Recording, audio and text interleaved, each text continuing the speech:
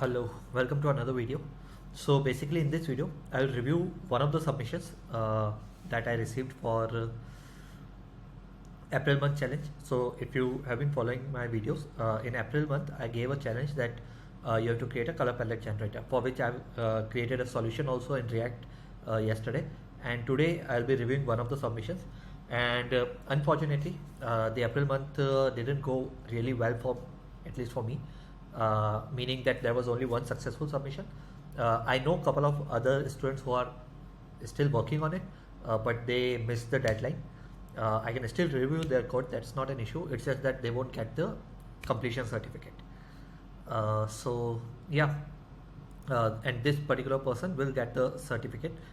This solution has been presented by Mahiraj.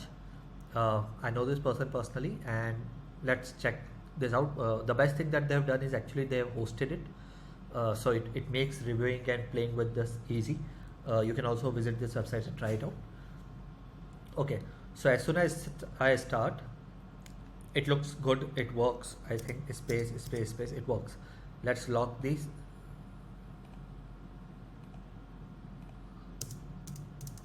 Now we can see, okay, it is also working. Let's download. It is also working, but okay, it's a minor mistake. The contrast color was not used, but it's fine. Okay, so basically majority of things do work in this, but there are a couple of things which are good and a couple of things which are bad. First thing that they have mentioned, which I missed out in my React solution, was that they have mentioned that press the spacebar to generate color palette, which is nice because someone who is visiting for the first time won't know what to do, right? So it's nice that they did this. If we go all the way down, they are not changing the grid pattern. So that's something I would have expected. That should have increased, made it better. If I refresh this again, let me refresh this. Then I think there was some flicker thing in these icons. Let me click this. We can notice that this icon is there is a blank, and then again it is visible. Next time it won't work. It will automatically be easily switchable. But first time, let me refresh and show you again. Okay, right now it is working. I think I'll have to do hard refresh. I cannot do, otherwise the video will pause. But the problem was that the icon was visible that it was taking issue. There was the unlock icon, then we were showing some blank thing, and then the lock icon was visible. So that was the issue. Second thing that should have been improved is that we have to scroll this, and the reason for this is they might have used something like H screen or something for this entire height of the screen, but ideal solution would have been to hide the height, or to separate the height of this much navbar or top bar, whatever we can say. So that's something I would have expected. Like basically we should not scroll this for this type of website, right?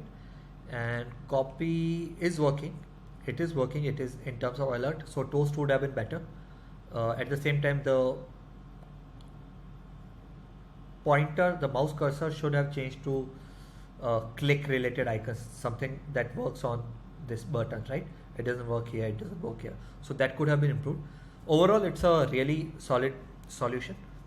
It's just that minor UX related things can be improved.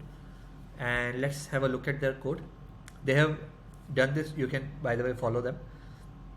They have done this in HTML, CSS, JavaScript. Okay. They have mentioned the website, which is again nice thing. And they have mentioned what they have used. They have written a proper description. So overall, they have written a really good thing. If they would have submitted me just this repo, it would have been easier directly to visit the website. Obviously they submitted the website as well as the code, so it's again better thing.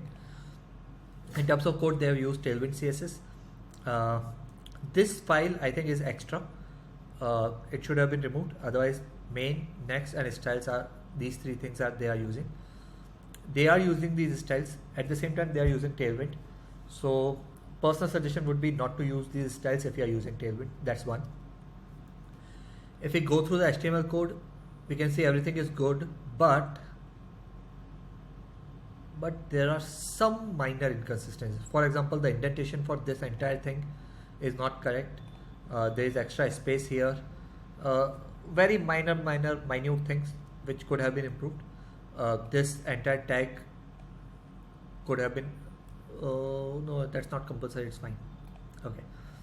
And in terms of main.js, they have written this entire code, which is fine as from the perspective that we are writing it for HTML, CSS, JavaScript. But if you will compare this code with the React code that we have written, you would understand why React becomes a much more powerful thing when there are interactions in a website. Okay, and in this website we definitely have interactions. So yeah, I won't go in much depth of it. That's it for now. And if you guys, the next challenges will come soon. Right now I'm in process of creating a website for this. You can have a quick demo. It's not fully finished, but yeah, currently I'm working on it, and I'll provide the solution for that also, like how I am creating this entire website. And that being said, you can submit your solutions also, and if you want me to review your specific solution, do let me know. I'll do that. The purpose of reviewing these is that you can get back to them and improve your code. That's that, nothing else. And someone else should not make those mistakes, or possibly should learn from these mistakes. That's it.